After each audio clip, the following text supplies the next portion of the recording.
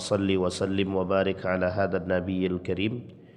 Allahumma salli ala Muhammad wa ala ali Muhammad fil alamin innaka Hamidum Majid.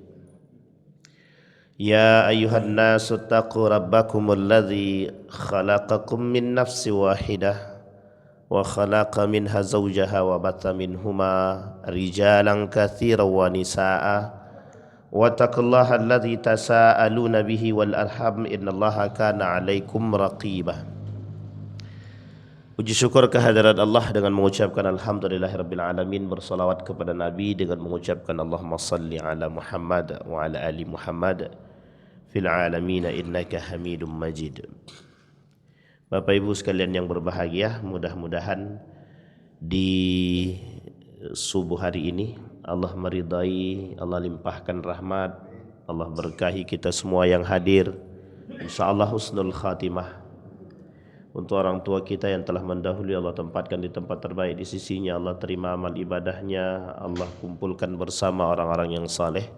Dan untuk orang tua kita yang masih hidup istiqamah, husnul khatimah, InsyaAllah dianugerahkan anak-anak yang selalu mendoakannya. Amin ya rabbal alamin. Baik Bapak Ibu sekalian yang berbahagia, di subuh hari ini sedikit kita berbicara tentang satu hadis daripada baginda Nabi Muhammad sallallahu alaihi wasallam, dari pernyataan dari Ibnul Qayyim Al-Jauziyah, pernyataan daripada Ibnul Qayyim Al-Jauziyah.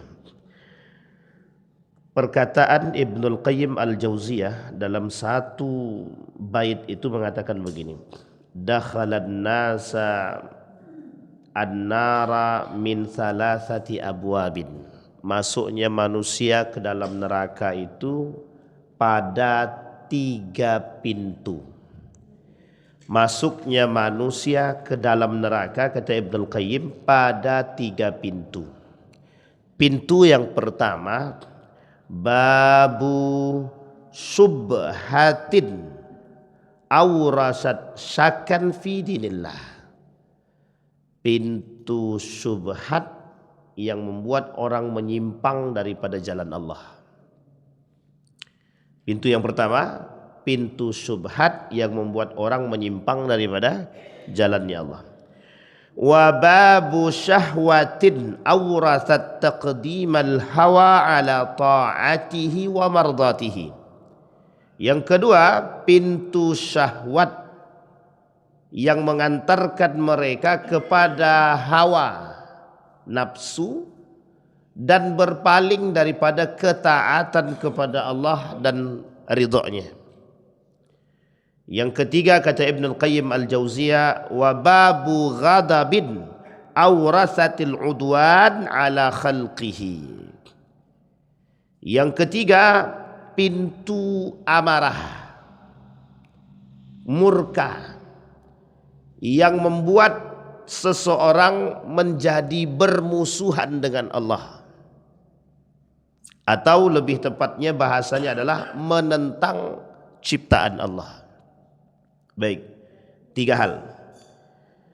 Kemudian di dalam Al-Quran, dalam surat Al-Jasiyah ayat ke-23, afara'aita man ittakhadha ilahahu hawahu wa adallahu Allahu ala ilmin wa khatama ala sam'ihi wa qalbihi wa ja'ala ala basarihi ghishawah faman yahdihi min ba'dillahi afala tadhakkarun.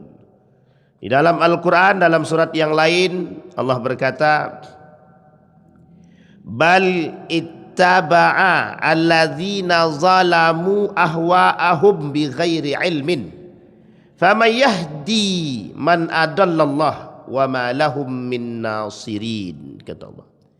Akan tetapi orang-orang yang zalim mengikuti hawa nafsu dia tanpa berdasarkan ilmu, maka siapakah yang dapat memberi petunjuk kepada orang-orang yang telah disesatkan oleh Allah? Tidak ada seorang pun bagi mereka penolongnya. Bapak Ibu, hari ini kita berbicara tentang, subuh ini berbicara tentang syahwat dan syubhat. Ini yang sedang terjadi, yang sedang rame-ramenya, saya tak terlalu mengikuti beberapa pekan ini, tetapi ada satu masalah yang cukup besar yang kita lihat hari ini. Persoalan yang dulu pernah terjadi pada masa akhir kepemimpinan Soeharto, yang juga menjadi persoalan umat muslim pada saat itu, yaitu tentang pesantren. Pesantren waktu itu dituduh sebagai teroris. Sekarang pesantren dituduh sebagai sarang budaya yang sangat tradisional, yang tak cocok dengan perkembangan dan pertumbuhan zaman. Satu ketika ada seorang yang dianggap alim. Beliau dari keturunan zuriyah baginda Nabi Muhammad SAW. Ditanya ketika lagi kasusnya Habaib nih, lagi perang-perangnya nih kasus Habaib. Ketika sedang terjadi perang kasus Habaib itu, datang seorang pemuda bertanya kepada beliau, seorang orang alim, apa yang harus kami lakukan terhadap kasus yang sekarang? Beliau menjawab begini, sederhana jawaban beliau itu. Jawabannya begini, udah kamu perbanyak ngaji, belajar, kuatkan adab, kuatkan akhlak. Hari ini Habaib, besok kiai, besoknya lagi pesantren. Itu bahasa setahun yang lalu. Bahasa ini setahun yang lalu. Hari ini terbukti. Mulai dari kasus pesantren yang roboh di Banten, mulai dari kasus adab yang ada di pesantren, sampailah para pimpinan-pimpinan pesantren. Kita lihat, kita kulitin satu-satu. Zaman dulu, ketika pada masa Pak Soeharto itu munculnya arus terorisme, itu disandarkan kepada pesantren. Tahu Bapak Ibu alasannya? Kekuatan Islam pada saat itu untuk memberikan dukungan penuh kepada kemerdekaan Republik Indonesia melalui tangan para santri dan dukungan para pesantren dan para pimpinan-pimpinan. Tidak bisa dipungkiri Pak, tidak bisa dipungkiri. Jadi kalau mereka hari ini menguliti, itu cuma proses untuk menuju yang lebih dewasa. Dulu pesantren itu disebut sarang teroris. Makanya dulu dirubah pola pikir masyarakat, jangan masukkan anakmu ke pesantren, mau jadi apa? Bahkan ada bahasa hari ini yang dahulu juga pernah dipakai. Anakmu kalau pesantren mau jadi apa? Orang sudah terbang ke planet, dia masih belajar kitab Fathul Qarib. Dijawab, kalau semuanya yang dilakukan di pesantren itu tentang buat planet, tentang teknik sipil, ya udah sekolah umum tutup aja. Jadi terjadi pemahaman atau merubah pola pikir masyarakat dengan model seperti itu. Saya ingin katakan ini kita sedang diobrak-abrik dengan begitu Bapak Ibu. Benar pada masa Habaib, kasus pada masa Ba'alawi, kasus Ba'alawi yang rame-rame itu. Sampai muncul satu organisasi, yang organisasi tersebut menentang keras. Kita anggap itu adalah pemicu. Semua merespon, seantero jagat raya merespon. Coba. Yang diperangi cuma otak. Akhirnya kita berpecah belah semua. Coba, sederhana Pak. Yang kedua, mereka kembalikan apa yang telah mereka lakukan dulu. Para pimpinan-pimpinan pesantren, kiai-kiainya disorotin sekarang. Cium tangan, badan nunduk, cium kaki. Murid daripada Ibnu Taimiyah, itu murid itu daripada Ibnu Taimiyah, justru bilang begini, mencium tangan itu, mencium tangan seorang kiai, orang alim, guru, itu sanadnya sampai sama Nabi itu, sampai ke Nabi itu. Coba bayangkan, mencium kaki dipersoalkan. Bapak Ibu kalau datang ke Jepang, lihat itu di Jepang tuh bagaimana. Itu kalau murid itu jalan, tiba-tiba gurunya datang, itu badan mereka langsung seketika diam dan tunduk itu Pak, menghormati gurunya. Dulu kita punya anak begitu Pak, dulu kita punya generasi begitu. Betapa mereka segannya dengan guru mereka, betapa mereka sopannya dengan guru mereka. Boro-boro mau nendang guru Pak. Ini ada anak merokok ditempeleng, mereka langsung geruduk satu sekolah, mundur semua Pak, tidak ada yang sekolah. Kalau saya Pak, bagus, kita nggak butuh generasi feodal, nggak butuh kita Pak. Mereka mau tidak sekolah, tidak urusan, tutup aja sekolahnya. Lah kok pemerintah malah membela siswa-siswa yang tidak sekolah yang merokok? Petantang petenteng Pak, petantang petenteng. Siswa sekarang begitu. Merokok ditegur gurunya, keluar. Satu sekolah nggak mau sekolah Pak, hanya gara-gara dilarang merokok. Moral, adab, degradasi. Marwah guru sekarang nggak ada. Saya masih ingat betul itu. Saya pernah ngajar di salah satu sekolah di Yogyakarta itu. Baru masuk sekolah, baru masuk ngajar Pak. Itu siswanya habis nusuk gurunya pakai pisau. Gurunya masuk rumah sakit, siswanya masuk penjara itu. Dan keadaan gurunya kritis. Coba bayangkan. Sekarang bukan hanya murid dengan guru, orang tua dengan guru. Ada guru yang bermasalah dengan murid, murid bermasalah dengan guru. Pertanyaan kita sederhana. Apa yang membuat ini terjadi? Apa yang membuat ini terjadi? Jadi jangan salah kalau ada anak-anak sekarang malas sekolah. Banyak penyebabnya. Dan jangan salah kalau sekarang anak-anak sekolah nggak punya akhlak, banyak sebabnya. Nggak usah disandingkan dengan pesantren. Di pesantren mereka dididik adab, akhlak. Kita tidak sedang diskriminasi, bukan. Tapi kacamata kita ini sedang dibuat tidak normal. Otak kita ini sedang tidak dibuat normal. Sedang dibuat tidak normal. Yang tadinya sudah berakhlak, kita harus tidak berakhlak itu Pak. Nah maka kata guru saya, Profesor Dr. Hamid Fahmi Zarkasi itu, sekarang ini itu syahwat fikiran. Nah, ini poin penting kita Pak, syahwatnya fikiran. Bahkan dikatakan oleh baginda Nabi Muhammad SAW dalam hadisnya itu, yang aku khawatirkan dan aku takutkan kata Nabi, bukan hanya persoalan pada syahwat kemaluan dan harta, tapi syahwat berpalingnya orang daripada jalan Allah yang benar. Itu hadis Nabi. Hadis diriwayatkan oleh Muslim. Yang dikhawatirkan oleh Nabi bukan hanya syahwatnya seseorang pada harta, pada kemaluan, tapi juga syahwatnya mereka atas berpalingnya mereka daripada jalan yang benar. Coba. Sekarang kita tidak punya perhatian. Coba perhatikan baik-baik Bapak Ibu. Khawatir tidak kita dengan keadaan kita sekarang? Coba bayangkan. Kasus di Banten, pesantren yang umurnya lebih tua daripada kemerdekaan Republik Indonesia. Runtuh habis.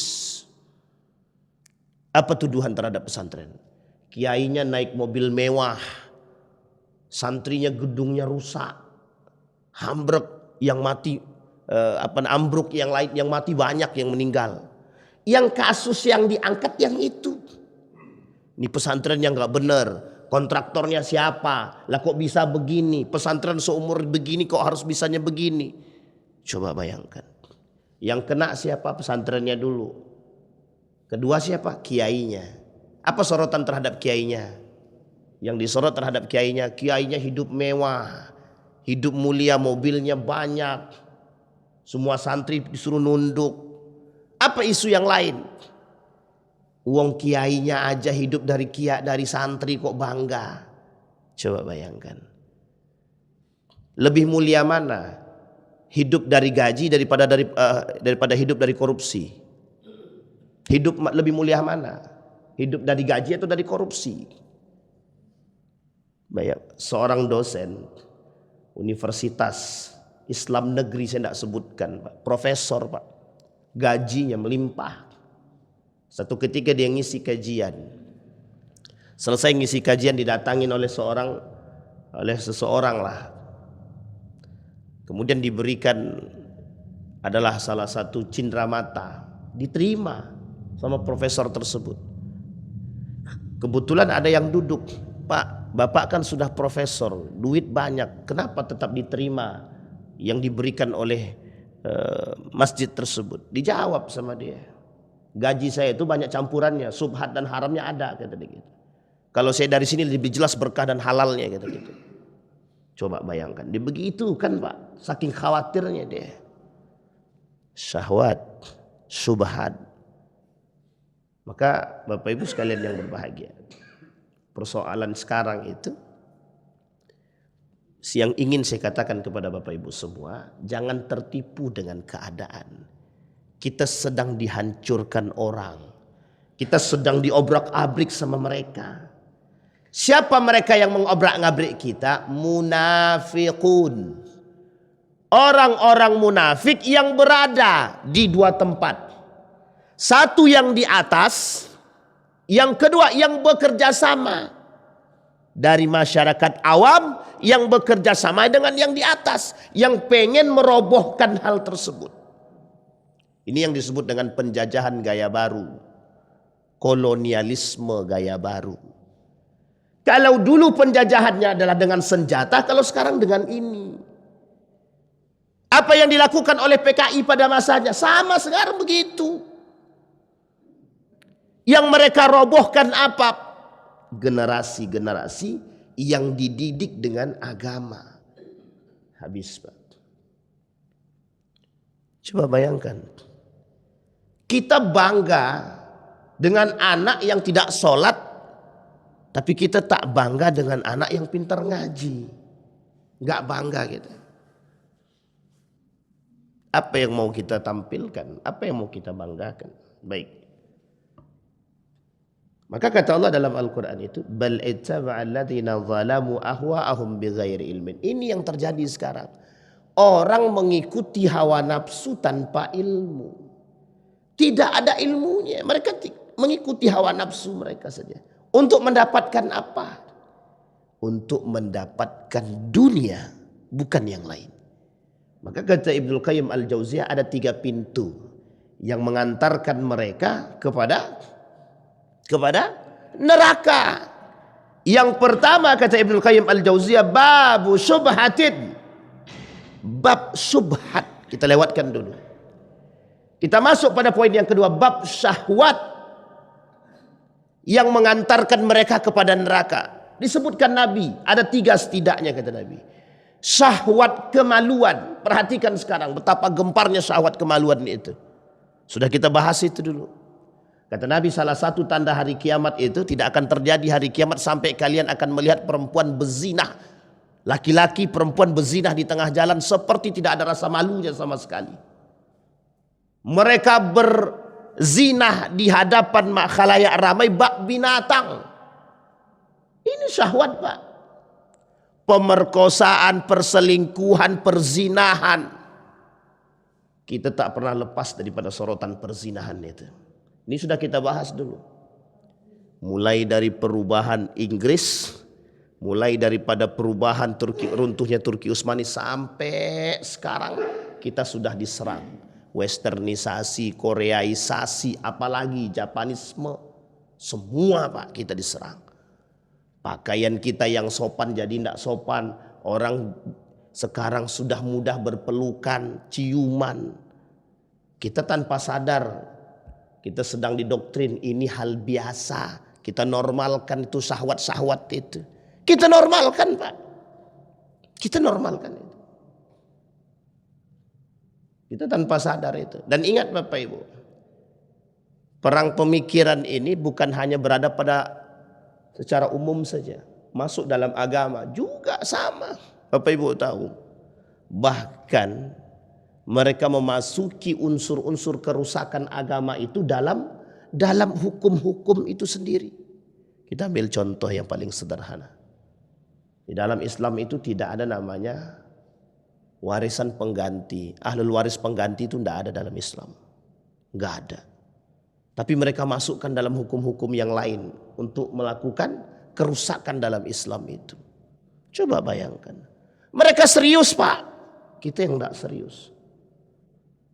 Bayangkan. Syahwat kemaluan, kata Nabi. Nabi juga takut, tapi ada yang lebih Nabi takut itu. Ketika berbicara tentang syahwat kemaluan, seorang pemuda datang kepada Nabi berkata, "Inni zana itu." Nabi diam aja. La'allaka qabbalta. Inni zana itu la'allaka paling kamu cium-cium aja, kata dia. La'allaka lamasta, paling ente raba-raba aja. Inni zana itu, kata dia. Datang seorang pemuda kepada Nabi, aku berzina. Nabi palingkan ketiga-tiganya, Pak. Kata Nabi, tutupi itu aibmu. Sekarang enggak, Pak, terang-terangan, Pak. Berzina itu terang-terangan. Enggak perlu sembunyi-sembunyi. Maling terang-terangan, enggak perlu sembunyi-sembunyi. Baik. Maka kata Nabi, kata Ibnu Qayyim Al-Jauziyah, babus syahwah. Baik.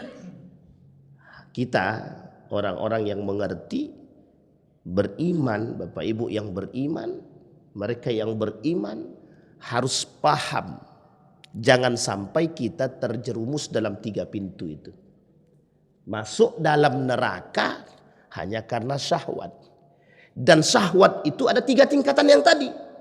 Apakah kita terjerumus dalam syahwat kemaluan, syahwatnya harta, atau syahwat pola pikir yang membuat kita berpaling daripada jalannya Allah. Baik. Bisa dipahami Bapak Ibu? Sederhana ini Bapak Ibu. Kemudian Allah berkata dalam surat Al-Kahfi, "Wasbir nafsaka ma'al ladzina yad'una rabbahum bil ghadawati wal 'ashyi yuridu wajha." Sederhana kalimatnya. Sabarlah, buatlah dirimu sabar. Ma'alladzina yad'una rabbahum, bersama orang-orang yang berdoa kepada Allah bil ghadawati wal 'ashyi. Kalau bahasa lainnya di siang hari dan malam hari, yang mereka berharap akan keridhaan Allah. Ingat kalimat selanjutnya. Wala ta'du 'ainaka anhum turidu zinatal hayatad dunya. Jangan sampai kalian juga terjerumus dan berpaling daripada jalan kebenaran Allah yang menginginkan zinatal hayatid dunia, yang menginginkan zina. Apa itu zina, Bapak Ibu? Kilauan dunia, kehidupan dunia. Nanti kita masukkan pada poin yang kedua dalam syahwat yang tadi. Wala tuti' man aghfalnahu qalbah an zikrina. Jangan kalian ikut-ikutan terhadap orang yang sedang mengajak kalian berpaling daripada jalan kebenaran. Jangan kalian ikuti. Wattaba'a hawahu wa kana amruhu furuta. Mereka sedang mengikuti hawa nafsu mereka. Afara'aita man ittakhadha ilahahu hawahu. Nah Bapak Ibu, saya berharap Bapak Ibu semua yang mendengarkan ini ikut membantu orang-orang yang telah merusak nama-nama pesantren, kiai-kiai kita, guru-guru kita, untuk kembali kita luruskan. Kenapa demikian? Karena kalau tidak, degradasi moral kita akan semakin besar. Jika pandangan masyarakat dirubah, dirusak terhadap pesantren, maka orang tidak lagi akan memasukkan anaknya ke pesantren. Jangan salah. Jangan salah. Kelak anak-anak itu lahir tanpa adab, tanpa akhlak, tanpa moral.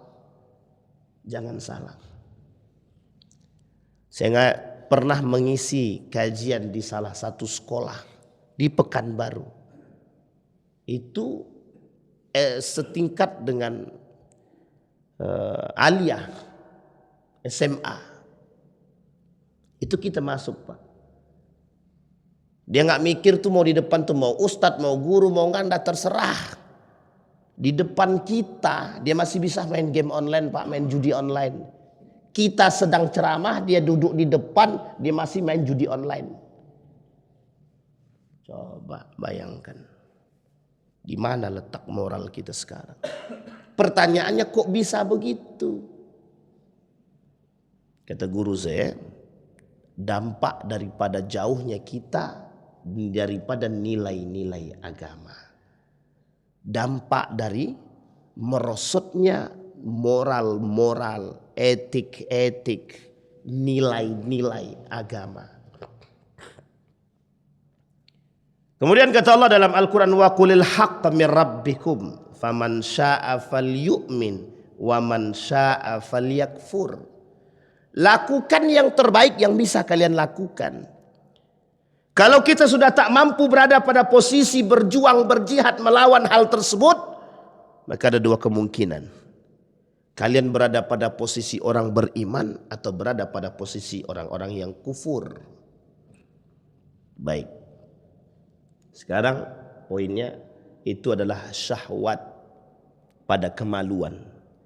Sekarang yang kedua, kata Nabi pada syahwat harta. Zinatal hayatid dunya. Mereka yang begitu cinta terhadap dunia.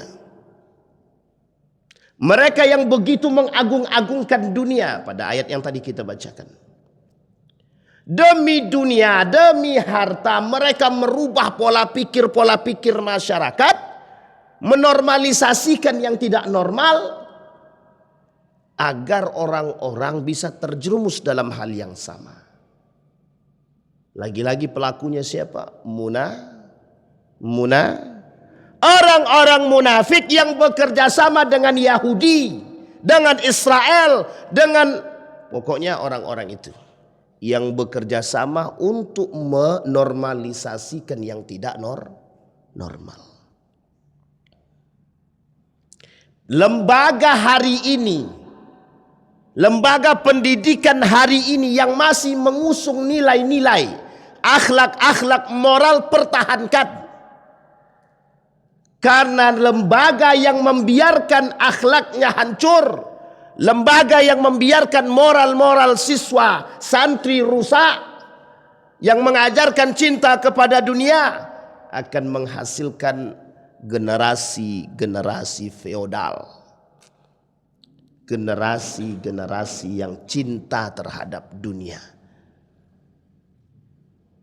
Sudah di rumah dimanja, apa yang diinginkan diberi, masuk sekolah-sekolah yang elit, ada AC-nya, ada TV-nya, boleh pakai HP dan lain sebagainya. Tidak ada lagi pejuang-pejuang sejati. Semua lemah. Jadi seolah-olah sekolah itu bisa dibeli. Jangan mentang-mentang Anda punya harta, tapi Anda bisa membeli pendidikan tersebut. Ini yang disebut dengan syahwatul mal. Syahwat pada harta. Tanpa kita sadari, kita merasa dengan apa yang kita miliki, kita sudah menjadi manusia. Bahkan menganggap menjadi dewa. Apa kata guru saya? Hati-hati, dewa atau Tuhan terbarunya manusia hari ini. Ternyata tanpa kita sadari kita sedang berhadapan dengan Tuhan-Tuhan baru. Apa Tuhan barunya? Manusia yang mentuhankan harta. Satu, harta itu sendiri menjadi Tuhan. Yang kedua, manusia berharta pun menjadi Tuhan. Seolah-olah dengan kekuatan dia, mohon maaf Pak, ini kasus Pak. Mentang-mentang punya uang, anaknya yang salah di sekolah, gurunya yang dipenjarakan. Karena dia punya harta. Syahwatul mal. Seolah-olah dengan harta yang dia miliki merasa paling berjaya, merasa paling kuat. Wasbir nafsaka ma'alladzina yad'una rabbahum. Wahai orang-orang yang terzalimi, bersabarlah bersama orang-orang yang berdoa kepada Allah. Ada masanya Allah pergilirkan, Pak. Ada masanya. Bapak Ibu mau dihormati orang karena iman atau karena harta? Mau dihormati karena iman atau karena harta? Nggak ada yang jawab. Ragu nampak. Ya dua-duanya lah Pak Ustadz. Karena ilmuwan, karena iman dan karena harta. Kata Gus Baha itu, penyanyi bisa jadi wali, orang alim bisa jadi terhina sekarang itu. Jadi tergantung punya banyak duit atau tidak. Anda punya banyak duit bisa jadi wali. Anda punya iman, alim, tapi kalau nggak punya uang tetap terhina di mata masyarakat. Bapak Ibu bisa lihat ya cara mereka menormalisasinya itu, cara mereka membuat kita tidak sehat itu. Baik, nanti kita masuk di situ Bapak Ibu. Yang ketiga itu syahwat harta, Tuhan barunya manusia sekarang. Buya Hamka sudah jauh-jauh hari Pak berbicara tentang begitu. Kata Buya Hamka ada syirik modern. Kata Buya Hamka ada jahiliyah modern. Sekarang ini Pak. Baik, sekarang yang ketiga, syahwat yang ketiga. Maka syahwat yang ketiga, kata Profesor Dr. Hamid Fahmi Zarkasi, pada syahwat yang ketiga adalah syahwat fikiran. Apa yang disebut dengan syahwat fikiran? Ada orang berzina, ada orang mencuri, ada orang membunuh karena korupsi. Orang korupsi, orang merampok karena syahwat itu, memanipulasi karena dorongan syahwat. Semuanya syahwat. Jadi bukan hanya berzina aja yang syahwat. Orang korupsi juga karena syahwat itu. Tapi dorongan syaitonnya lebih kencang untuk ngambil haknya orang lain daripada haknya dia sendiri.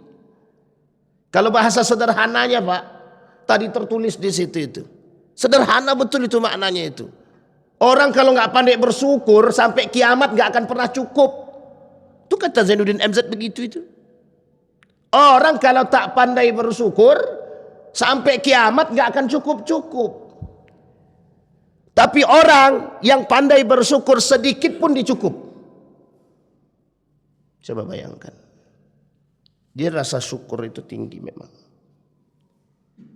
Kemudian apa kata para ulama? Syahwat itu hawa nafsu. Hawa nafsu yang dimiliki oleh manusia dan juga dimiliki oleh hewan. Hawa nafsu dimiliki oleh manusia juga hewan. Manusia yang meninggikan hawa nafsu seperti hewan. Balhum adal. Mereka jauh lebih berbahaya daripada hewan itu sendiri. Sandaran kita ini Pak binatang. Sandaran kita ini binatang. Perumpamaan manusia itu binatang yang mempertuhankan hawa nafsu. Binatang berzinah di tengah jalan karena nggak punya ini. Lah kalau ada manusia yang berzinah di tengah jalan, sudah punya otak, punya agama, berzinah di tengah jalan berarti lebih parah daripada binatang. Ya lebih baik dia tidak punya otak Pak. Sama dengan para koruptor. Baik.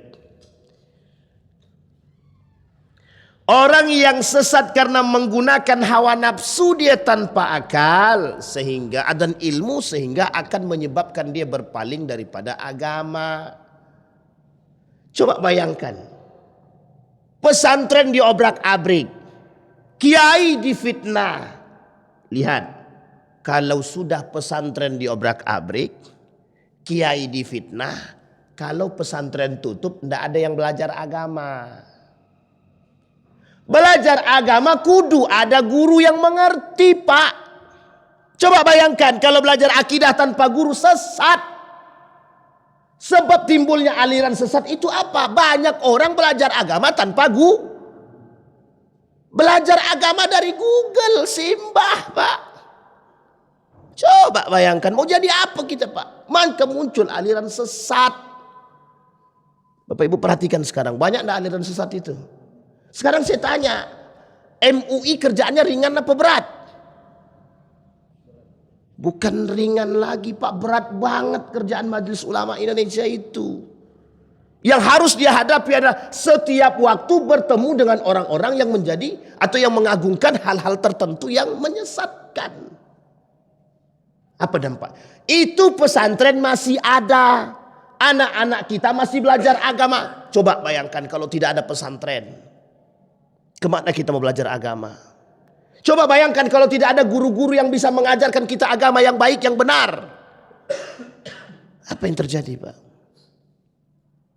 Sesat dan menyesatkan. Bayangkan, di tengah banyaknya pesantren yang timbul pun masih banyak bermunculan aliran-aliran yang sesat. Ada guru yang membolehkan berzinah dulu dengan anak-anak murid dia. Ada kelompok ngaji boleh bercampur laki-laki perempuan. Ada kelompok ngaji kalau anaknya mau nikah dulu dengan orang lain harus diservis dulu sama gurunya, baru dia boleh nikah dengan yang lain. Itu fenomena, Pak, yang disampaikan oleh Nabi dalam hadisnya. Kelak mereka akan mengikuti la tattabi'anna sunana man kana qablakum, kata Nabi. Kelak mereka akan mengikuti tradisi-tradisi orang-orang terdahulu, kata Nabi. Baik majusinya, baik itu Yahudinya, baik itu Nasraninya, baik itu westernisasinya, baik itu Koreaisasinya, semua itu kejahiliahan. Lah kita sekarang diajak menjadi manusia jahil. Kita disuruh menjadi manusia pintar, belajar, mengaji, iqra. Itu makna, Pak, esensi daripada iqra yang sesungguhnya. Coba Bapak Ibu bayangkan, itu yang sesungguhnya, Pak. Coba kita perhatikan kalimat iqra nih, Pak, ya.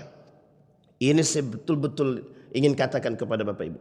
Iqra, sekarang saya tanya, ayat ini cuma sampai di sini doang. Seandainya ayat ini cuma sampai iqra saja dan tidak turun sampai 5 ayat. Sekarang saya tanya, banyak enggak orang cerdas itu? Sekarang kenapa malaikat menyuruh Nabi, dipeluknya Nabi, tapi sebelum dia memeluk dia bilang, dia bisikin begini sama Nabi, Iqra bismi rabbikal ladzi khalaq. Lu baca nama Tuhanmu, baca dengan menyebut nama Allah. Ini esensi, Pak. Anda belajar kudu harus tahu, harus paham siapa yang akan memberikan ilmu kepadamu. Ini yang kita pelajari beberapa pekan yang lalu, Pak.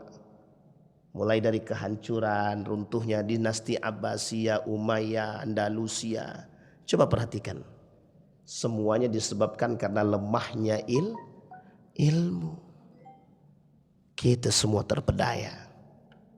Tambah hari ini syahwat pemikiran. Baik.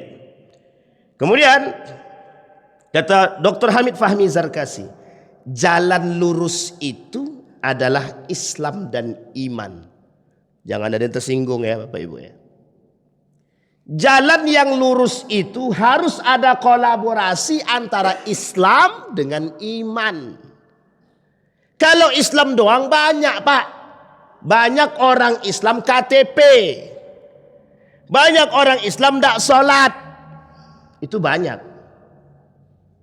Dan banyak orang Islam yang benci dengan syariat banyak orang Islam yang tidak suka dengan nilai-nilai Islam. Apa contohnya? Yaitu contohnya, Pak, pesantren diobrak-abrik, yang obrak-abrik Muslim. Di negara Muslim yang korupsi siapa? Di negara muslim yang tidak suka dengan nilai-nilai Islam siapa? Umat muslim itu sendiri. Coba bayangkan. Orang buat program maghrib mengaji. Bagus nggak tuh? Muncul kelompok liberal, ngapain maghrib mengaji, ngabisin dana aja gitu deh. Gitu. Ya suka-suka pemerintahnya lah, mau dibuat program seperti apa, itu kan urusan dia, ngapain repot-repot gitu. Tapi poin pentingnya adalah kalau pemerintah memperhatikan nilai-nilai seperti ini, setidaknya dia punya jalan untuk mengajak orang lebih baik dan berakhlak, bermoral, beradab. Daripada nongkrong di kafe, mending nongkrong di masjid. Makanya lahir namanya Masjid Ismuhu Yahya. Saya tidak dalam sedang promosi, Pak. Tapi masjid itu memberikan fasilitas pada anak muda. Lebih baik nongkrong di dalam masjid daripada nongkrong di kafe. Apakah semua orang yang nongkrong di kafe itu jelek, Ustaz? Tidak. Apakah semua orang yang nongkrong di masjid itu baik semua? Ya tidak juga. Tapi setidaknya wadahnya kan kelihatan. Wadah tuh kelihatan. Bapak Ibu pengen kumpul di wadah, pengen mandi di bak yang mana? Bak air bersih atau air kotor? Gitu aja Pak, selesai. Itu kan akal sehat kita yang berpikir. Nah sekarang ini ada bak mandi yang kotor, ini ada bak mandi yang bersih. Kita disuruh milih. Sekarang saya tanya Bapak Ibu, kalau pakai akal sehat pilih yang mana? Air bersih apa air kotor? Lah sekarang kita disuruh pilih mana ya, bersih apa kotor ya, bersih apa kotor. Ragu, ngabisin waktu 2 jam untuk mikir mau pilih bersih atau kotor. Ujung-ujungnya pilih yang kotor. Coba bayangkan ini. Jadi di antara yang bersih dan yang kotor kita disuruh mikir untuk milih. Proses memilih itulah yang disebut dengan proses pemindahan akal sehat menjadi tidak sehat. Bisa dipahami ya Bapak Ibu ya? Coba bayangkan, sederhana itu. Kan sederhana itu. Bapak Ibu sekolah di SMAA gitu. Untuk membuktikan Bapak Ibu sekolah di SMAA, pernah sekolah di SMAA itu bagaimana caranya? Cara membuktikannya bagaimana? Datang ke sekolah itu bawa ijazah selesai, ini ijazah kami selesai itu Pak. Sekarang kita disuruh mikir ribet-ribet untuk membuktikan satu kebenaran. Yang jalan menuju kebenaran itu tinggal datang bawa bukti selesai. Misal Bapak Ibu punya hutang sama saya, ada tulisannya, dan Bapak Ibu juga punya catatannya. Mudah enggak membuktikannya? Bapak Ibu tinggal datang, ini hutang saya Pak. Atau kwitansinya saya tulis di sini kwitansi, selesai kan? Terbukti Bapak Ibu punya hutang atau tidak. Lah sekarang, enggak begitu. Itu mungkin hutangnya zaman dulu, tulisannya baru sekarang. Astagfirullah, itu begitulah yang disebut dengan syahwat fikiran. Kita dibuat tidak normal sekarang. Makanya bahasanya menormalisasikan yang tidak normal. Bagaimanakah syahwat bisa membuat fikiran menyimpang daripada Al-Quran? Al-Quran menunjukkan bahwa karena syahwat hati seseorang itu terkunci. Kata Al-Quran itu, kenapa manusia bisa berpaling daripada Al-Quran, daripada kebenaran? Kenapa pikiran kita ini bisa menyesatkan? Ya karena di dalam hati kita, hati yang bersih kita ini terkunci menolak kebenaran. Sekarang saya tanya, saya kasih ilustrasi sederhana. Abu Jahal itu tahu enggak kalau Al-Quran itu benar? Abu Jahal itu tahu enggak kalau Islam itu betul? Benar tahu Pak, syahwat dia yang membuat dia berpaling. Sekarang saya tanya sama para koruptor itu tahu enggak kalau itu salah? Pertanyaannya mengapa mereka harus mutar-mutar untuk mengatakan kalau itu salah gitu loh. Kan selesai. Tahu enggak kalau zina itu salah? Mereka tahu Pak. Tapi kan tidak perlu ada bukti untuk mengatakan bahwa zina itu tidak haram. Enggak perlu Pak. Apa kita perlu bukti? Membuktikan sesuatu yang salah itu. ada satu hal yang sudah pasti salah. Apa kita perlu melakukan penelitian dulu untuk membuktikan kesalahan tersebut? Contoh. Bapak ibu memukul orang tua, salah apa tidak? Apapun alasannya salah. Sekarang kita harus cari tahu. Ini bapak ibu ini kenapa saya pukul? Karena memang dia susah diatur. Apapun alasannya Pak tetap salah Pak. Nggak perlu adanya kita harus datangkan profesor dari Amerika untuk membuktikan. Astagfirullah wa atubu. Miras itu salah apa tidak? Kita perlu carikah? Kita perlu carikah profesor untuk meneliti kesalahan miras itu? Kan tidak butuh Pak. Jadi sesuatu yang sudah mutlak dan jelas kesalahannya nggak perlu Pak dilakukan penelitian. Hanya saja yang perlu dipahami adalah mengapa kesalahan itu terjadi. Berat atau ringan itu yang lebih baik untuk dilakukan. Sekarang coba perhatikan, mohon maaf Pak ya, ini para pengacara saya minta maaf betul ini. Anda membela orang itu bukan membela yang salahnya. Kalau terbukti orang itu salah, Anda dibenarkan untuk memberikan keringanan hukuman. Bukan membenarkan atau memanipulasi yang salah jadi betul. Kalau memanipulasi yang salah jadi benar, maka Anda pertanggungjawabannya di akhirat. Bukan hanya di akhirat. Di dunia Anda harus membersihkan nama yang Anda rusak. Coba bayangkan. Nah kita dibuat begitu. Maka saya berpikir Pak, kok begini keadaan dunia? Ternyata sudah Allah sebutkan dalam Al-Quran. Yang akan menyebabkan mereka menyimpang daripada jalan yang benar. Kan dalam surat Al-Tasiyat tadi, karena syahwat pendengarannya, karena syahwat penglihatannya terhalang. Mengapa ada orang bisa menyimpang dari ajaran yang benar, dari kebenaran? Karena mereka mengikuti syahwatnya, syahwat pandangannya, syahwat pendengarannya, semua Pak. Makanya itu yang terjadi sekarang. Yang kita alami sekarang, kondisi-kondisi kita hari ini adalah disebabkan syahwat-syahwat tersebut. Syahwat kemaluan sudah jelas. Syahwat harta, banyak cinta harta, cinta dunia semua. Bahkan sekarang di mana-mana bicaranya itu Pak, bicaranya itu di mana-mana. Bahkan ceramah-ceramah para dai-dai, para asatid, para syekh-syekh yang ada di Timur Tengah, begitu yang di Malaysia itu semua Pak. Kenapa? Ternyata ini konsepnya global. Dan syahwat harta, syahwat zina, syahwat kemaluan dan syahwat pikiran itu sekarang global. Permasalahan bersama, internasional. Bukan hanya di Indonesia. Artinya apa? Umat muslim harus betul-betul beriman agar dia aman. Itu kuncinya Pak. Maka kolaborasi antara Islam dan iman harus sejalan. Kalau cuma Islam doang dia tidak iman, maka jadi Islam KTP. Kalau iman saja tapi dia tidak Islam, sesat. Aku percaya kepada Allah, tapi aku tidak mau masuk Islam. Bisa masuk surga nggak begitu? Wong gerbangnya itu di situ Pak. Dan ini ada. Dan saya sudah temukan Pak di tahun 2016 di Jawa. Saya temukan. Nggak perlu kita berislam, yang penting kita percaya. Padahal kan Islam itu gerbangnya Pak. Harus kolaborasi. Dan ada satu lagi yang harus dikolaborasikan. Tidak hanya Islam, iman, tapi ada juga ihsan. Ya Bapak Ibu ihsan. Iman, ilmu, amal juga harus kolaborasi.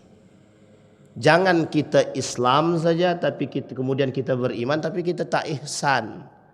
Akhirnya yang terjadi lisan kita nih bebas. Kita percaya kepada Allah, kita Islam, kita berpercaya kepada Allah, tapi kita tak menjalankan yang sesungguhnya. Di dalam Islam yang dilarang bukan berpikir rasional atau menggunakan akal, tetapi berfikir yang mengikuti syahwat. Di dalam Islam yang disalahkan itu bukan berfikir. Jadi kalau kita berfikir menggunakan akal ini salah Ustaz. Tidak benar Pak. Memang harus kita berfikir dengan akal. Akal itu salah satu anugerah kita yang Allah berikan. Perbedaan kita dengan binatang ada di sini. Jadi kalau manusia tidak berfikir dengan akal sehatnya berarti manusia itu beda tipis. Kan tidak mungkin saya bilang binatang Pak. Tapi beda tipis. Nah kita diajak untuk jadi binatang. Bapak Ibu jangan mau diajak untuk berfikir menjadi seperti hal tersebut. Maka kata Allah di dalam Al-Quran, sebab mengikuti hawa nafsu akan menyesatkan manusia dari jalan Allah. Dalam surat Sad ayat 26. Ini sebenarnya suatu tindakan ketidakadilan dalam diri seseorang. Nah, ini yang disebut dengan tidak adil pada diri sendiri itu begitu. Dia tak bisa berlaku adil. Maka dalam surat Al-Kahfi ayat 28 yang tadi kita bacakan, orang-orang yang melakukan tindakan seperti ini tentu bukan orang yang dapat disebut adil. Seperti apa yang dikatakan Allah jelaskan dalam surat Al-Kahfi ayat 28, dan janganlah engkau taati orang yang kami lalaikan hatinya untuk mengingat kami dan mengikuti hawa nafsunya dan keadaannya sudah melampaui batas. Nah, disinilah butuhnya yang disebut dengan edukasi, literasi. Disinilah perlunya mencerdaskan masyarakat. Bapak Ibu mohon maaf betul. Untuk melihat seseorang ini sama-sama punya kealiman. Ini alim, ini alim. Tapi yang satu alim sultan, yang satu alimur rabbani. Yang satu alimnya sultan, alim pemerintah, yang satu alim rabbani. Alim pemerintah ini apa kata pemerintah jalan. Kalau alim rabbani mau salah mau betul ditentang. Sekarang saya tanya, perbedaan di antara dua alim ini apa? Ini saya kasih contoh, perbedaannya di mana? Di mana perbedaannya? Nah sekarang ini kan sama-sama alim. Kalau kita tidak cerdas, maka bagi kita dua-duanya sama-sama alim. Tapi ingat, kita butuh kecerdasan. Apa itu? Mana yang terbaik di antara kedua ini? Orang yang terbungkam karena sultannya, atau orang yang betul-betul berani mengatakan kebenaran karena imannya. Dan ini tergantung kepada kita. Nah sekarang kasus kita Bapak Ibu, mengapa bisa seperti ini? Karena kita tidak bisa membedakan mana alimul sultan, mana alimul rabbani, mana alimul jamaah.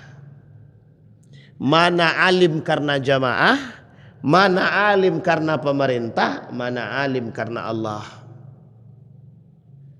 Maka Bapak Ibu sekalian yang berbahagia, tolak ukurnya apa tadi? Ilmu, iman, amal.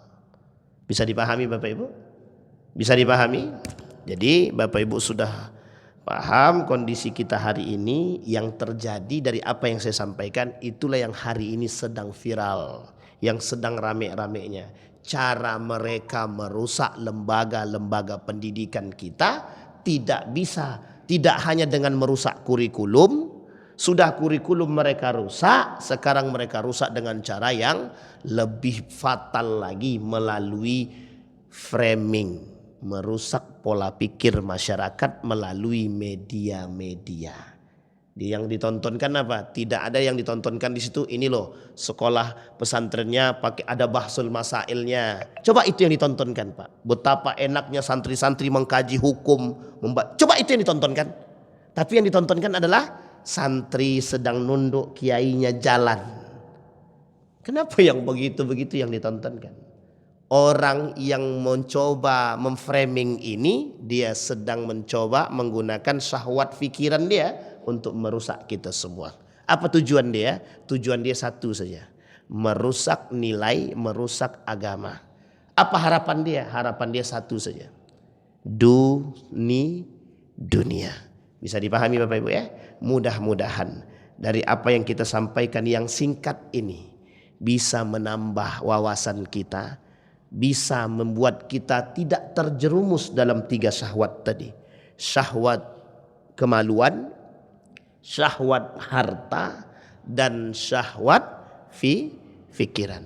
Siapa yang bisa mengkontrol? Orang yang beriman, yang punya iman. Kalau cuma punya agama dia nggak bisa kontrol. Tapi kalau dia punya iman, dia bisa kontrol. Maka kata Ibnul Qayyim Al-Jauziyah, sebelum kita tutup, 3 pintu, 3 jalan menuju ke neraka. 1 syubhat, yang kedua syahwat, yang ketiga berpaling daripada ketaatan kepada Allah. Mudah-mudahan ada manfaat bagi kita semua. Kita berdoa kepada Allah. A'udzu billahi minasyaitonir rajim. Bismillahirrahmanirrahim. Alhamdulillahirabbil alamin. Hamdasy syakirin, hamdan naimin. Hamdan yuwafi ni'amahu wa yukafi'u mazidah. Ya Rabbana lakal hamdu kama yanbaghi li jalali wajhikal karim wa 'azimi sultanik. Allahumma salli ala Muhammad wa ala ali Muhammad fil alamin innaka Hamidum Majid.